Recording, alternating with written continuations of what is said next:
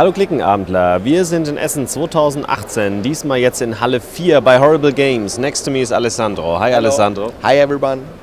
Last time we saw each other was at Nuremberg. Yes, it was in Nuremberg. And you already showed me some of your ideas, but they were not produced. No, Nuremberg is always time for prototypes, not for real games. Right. So you have got a new expansion here at the right for Potion Explosion. Yes, it's that's the right. second expansion, right? It's the second expansion to the game, and it also comes at the same time of the new second edition of the game. Right. Which just upgrades the component, plastic, the dispenser to the plastic version, which is more sturdy.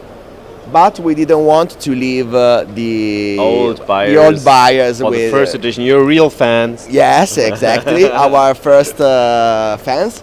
So we also made this expansion. It started just as an upgrade kit, so it contains the plastic dispenser for people willing to upgrade their old copy. But then we decided that was boring, so we also added some gameplay into the mix, and so it has become a real expansion.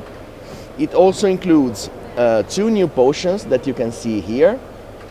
They are the Generosity Confection and the Concentrate of Selfishness. With this one you can take a group of marbles equal to the number of players, then you keep one for yourself and you share one with all the others. With this one instead you steal one from each other player, so we have a good one and a bad one. It also includes a new kind of wild ingredient, similar to the white marble from the first expansion. This is called Mandragora leaves, and it works a little bit differently. And it also allows you to play with 5 or 6 players. And in this mode you play with 2 dispensers on the table at the same time. You always pick marbles from one and you discard them on the other. No. At some point during the game, since you remember this is a school of magic, so the bell will ring and you will have to change classroom. So the roles of the 2 dispensers will swap when you change to the next lesson. So you can buy it with the new edition, and you have got 2 plastic containers, and you can play it with the old edition, and you have 1 plastic and 1 but cardboard. This token here is compatible with both dispensers, so you can play. It can be used with both editions, old and new, and it can. Everything is also compatible with the first expansion. So whatever edition of the game you have, there is no problem, you can use it. All right, so that is the right. And in the middle there's a dice game, and there are 2 different dice games, which reminds me, I think, one of the first meetings which we had with you. It was a dice game with all your complete team from Canio and you guys, and you did an alien one with a black and a white box. Exactly. I think that was our first meeting. Or the second one. Maybe, yes, it was a lot of years ago, I don't want to count them. Okay, but yes, the idea is similar. Also in this case, the game, the basic game is the same in both boxes, but they contain different expansions with a slightly different feeling to each one of them. So you can buy the color you like, if you like, or you can buy both of them and mix them together. Yes, by mixing them together, you can play with more players. You still only use one of the expansions at a time, so you don't mix the expansions, but you can increase the player count. The game is a roll and write game that they are apparently really popular this year. We didn't know that when we started to make one. But then we found, okay, the dice are missing in this box. Let's have Probably a look they at are the blue in this one. No. What's happening here? They are probably used on a demo table. I will cut. We will get some dice. Okay. The game is a roll and write, as I was saying. The goal of the game is to connect, to draw routes of rails and roads, to connect the exits around your city. I think Thank you. One of them, right? Yes. So at the beginning of each round, you roll the dice. The dice determine which routes you must draw this round.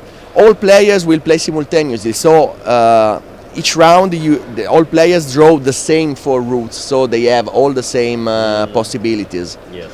But different design, of course. Yes, they will use them in a different way, but you don't roll dice for each player. So you draw them on your board. Let's see what I could do here. This is a station that allows me to connect a railway to a street. Then I could draw this here and this here. Hopefully I plan to join these in a later round. Then I could also hope to bring this down here. When all players have drawn their all the routes, you write the number of the round in the corner so that you remember that these are routes from a previous round, and if you want to change something during the round you can, but you can never erase stuff from the previous rounds. So after everybody has done this, you just roll the dice again. You play 7 rounds. At the end of the 7th round, you count the points, and the player with the most points wins. But how do you make points? Now I just make a very quick sketch just to make an example. I'm also during your round you can also choose to use one of these special faces like I did here. They are limited in use. You can only use 1 per round, and you can only use up to 3 during the game, but they allow you to make various kinds of strong connections, so you can connect stuff more easily if you use them wisely. Now I just make a quick. It looks very bad, I'm sorry for that. You know we like pretty things. Okay, so, and maybe something like this.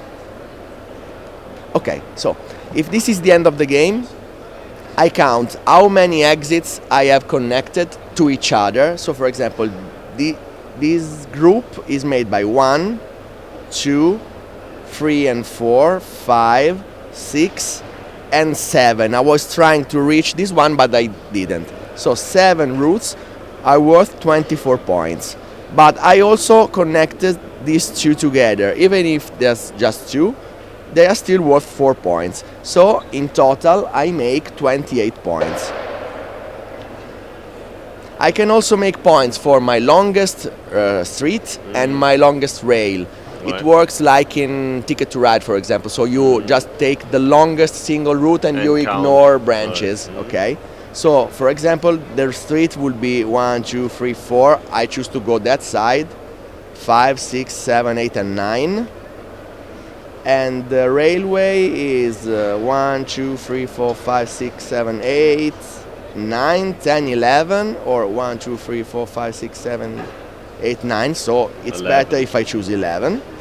I also make 1 point for each space in the middle. So I used. So in this case, just 4.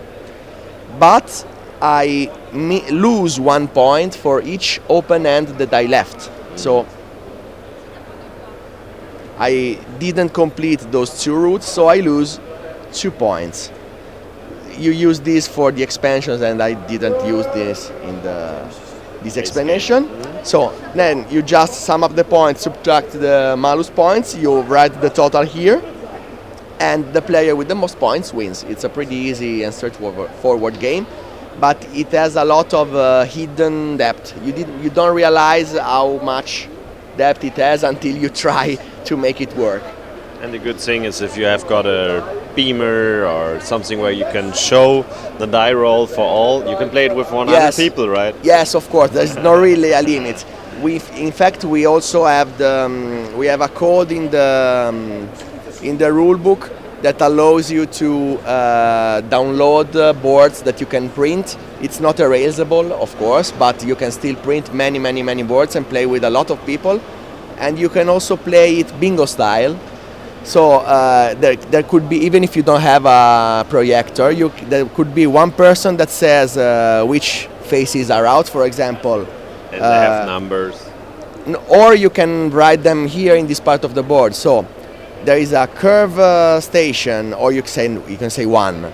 There is a straight street. Okay, so you can mark down what you have this round, and then you can cross it out as you use it. And we did actually play with more than 40 people this way, and it works really well. And the other nice thing is that even if you play with a lot of people, there's not a lot of downtime that happens, because all players play at the same time. So it doesn't become longer if you play with a lot of people. Okay. And the expansion, one of them is putting in seas and lakes, right? Lakes and rivers. Lakes and rivers. Yes. And one of them is putting in... volcanoes and meteors, right? This one is a little bit more So it's more stranger. destructive, it makes things go away with the volcano. More or less, yes. Yeah. Let's say in this one, there are catastrophes that happen, and you have to deal with them. So you have still to manage what happens. It's not, this is just luck and random things, and this is planning. For example, for the volcano, you draw a volcano in the middle, and then each round you have to let the lava flow. But the dice, the lava dice, have various shapes of lava, so you can try to direct the lava in a direction that does not hurt you. So you still have that under your more or less control. All right. Or at least you can try to contain it. And if you do it well, they can give you bonus points. So it's not just distraction, but you can also exploit this distraction to make more points. Rivers and lakes are a little bit more, it's you that can decide to plan more and build more, so you make your life more difficult, but it's you that decided to do that. And in this case it's optional. If in one round the two river dice, let's say, don't work for your setup, you can choose to not use them. Instead, in the red one, things happen and you cannot prevent. I mean, you can prevent them, but there is a cost. This is a little bit more easy, but also it adds a difficulty layer to the game, to the basic game. All right. Both games are available for €15, I guess. Yes, right? €15, and as I said, they can be combined to increase the player count. Right. And they will be available in Germany as well? Yes, after the fair? I don't know the exact date, but yes, we are already working with Asmodee. They already made the translation, and I don't know when, but it will be soon available in German too. Great, so that was Railroad Inc. And we have some more new things here, because that one I didn't saw last year. Last year there was a new game called Dragon Castle, yes, which we showed you and reviewed it. I liked it a lot. With very, very cool 3D components made of not plastic, I think it was bakelit or something like that. It's one kind of plastic, yes. Right. And this year there's a small expansion for it. Now you can get, I don't know how you call that, neoprene or something like that? Yeah, it's neoprene. It's printed, and these are the player boards. Yes. That one's the middle board. Now you can buy the player boards in one set, and you have a set for four players. Yes, for all 4 players in one single package. How much does that cost you? It's something around €17, if I'm not wrong. All right. So you can make the components even greater. Yeah. And water resistant. Yes, water resistant most. That's important. Yes. And then to the completely right, we have here Alone, which we already showed you, I guess. Yes. It's out now. It's out now. It was released to it was shipped to our Kickstarter backers. And we have now a few copies for sale here at Spiele, but we also plan to have a retail release, but we are still working on the details, because this is a huge game, so it's a little bit more complicated than the games we are used to do. So we don't know yet when it will reach the normal retail channels. But yes, the game is now out, and the wait should not be too long. We may have news to share soon, before the end of the year, let's say. And for next year, we already know, perhaps there will be Omega Jump, right? Omega Jump, we are still working on it. It is a game that we didn't think would take this long to develop, but every time we think it's done, we actually decide that it's not really done. So we are still working on it, and we plan to release it next year, but we don't want to commit too much. I'm looking forward to it, and I'm looking more forward to the King's Dilemma, yes, of course. That is coming next year for sure. One of the reasons why Omega Jump is we are not sure if it will be released next year is because we want for sure to release the King's Dilemma, and that is a game very complicated to produce and to develop. And it's definitely my kind of game. I like story games. There's a lot of story inside. It's a lot. I love that kind of game. We are just in this moment, not in this very moment because we are here in Germany, but in this period of the year we are working on finalizing the story. So you won't be disappointed. It's a great story full of a lot of interesting choices to make. And then I'm working on putting together all the input from our writers, because we have one guy writing the story, another guy is taking care of the setting of the whole world, and is making comments on the stories, saying we should mention this here to make the setting come through from the story. And now I am putting this all together, making so that the cards convey the story, but also convey how this world works, and the politics, the geography, everything. After this we will have proofreading, and then we will have translations. So it's a very long process, without mentioning the production, because as you probably already know, the game will come with a lot of sealed booster packs. So we have to, and they are very important for gameplay, so we have to make sure that exactly those 4 cards are exactly in that booster pack, or the game will be broken. Right. So it's a complicated process, but we are working hard, and we will release it next year sometime. All right. It's worth it, I think.